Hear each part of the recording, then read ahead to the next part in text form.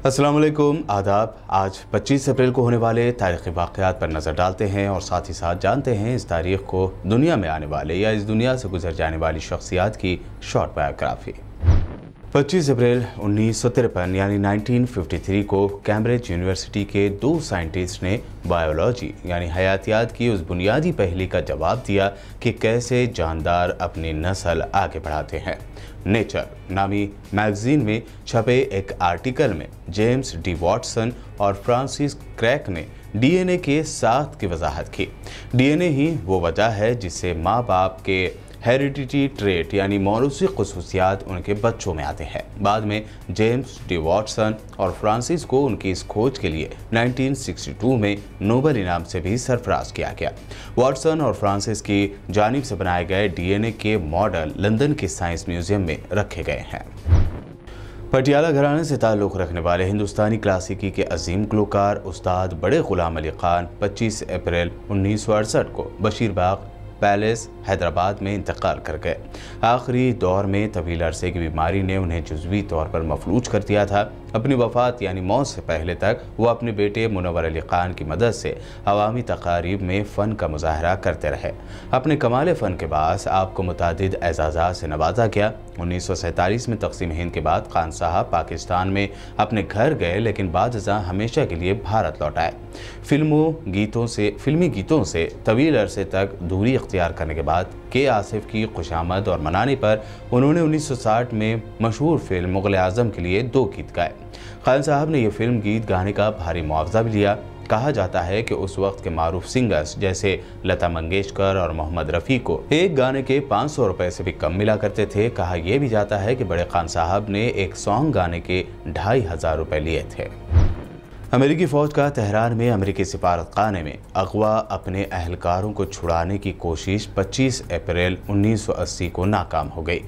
ये एक इंतहाई खुफिया मुहिम थी जिसके दौरान 8 अमेरिकी फ़ौजी मारे गए थे। साबिक़ अमेरिकी सदर जिमी कार्टर ने अपनी जिम्मेदारी कबूल करते हुए कहा था कि उन्होंने ही इस मुहिम का हुक्म दिया था ताकि अमेरिकियों की जान और मुल्क के मफाद का दिफा किया जा सके। ये मुहिम नाकाम होने के बाद उन्होंने इस मुहिम को रद्द करने का ऐलान किया था।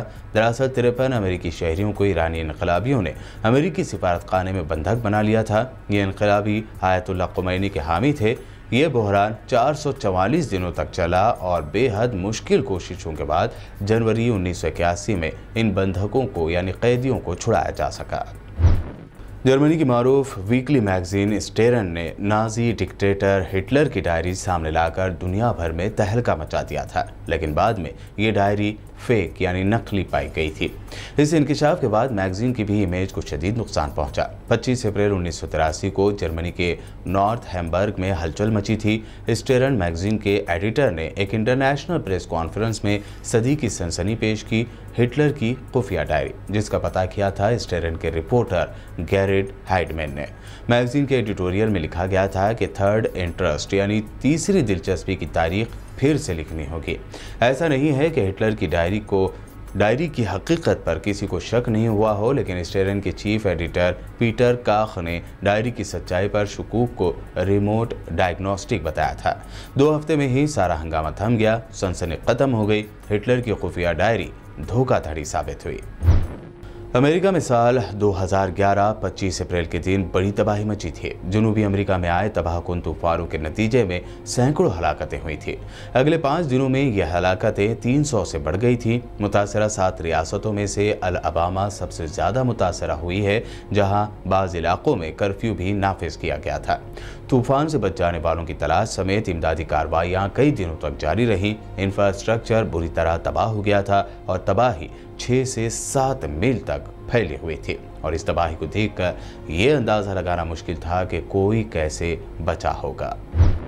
नेपाल में 25 अप्रैल 2015 को ही 7.8 शिद्दत के ज़लज़ले ने बड़ी तबाही मचाई थी। इस ज़लज़ले के बाद कई बड़ी बिल्डिंग्स तबाह और बहुत बड़ा जानी नुकसान हुआ था।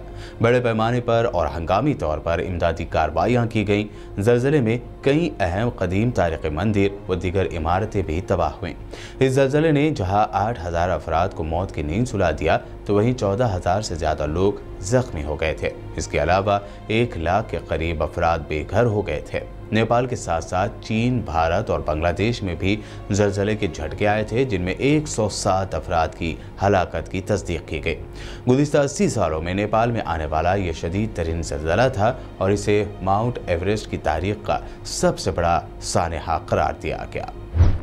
25 अप्रैल की तारीख का ये वीडियो आपको कैसा लगा कमेंट करके ज़रूर बताइए और हमारे चैनल को सब्सक्राइब और शेयर भी ज़रूर करें। देखते रहिए BPN चैनल।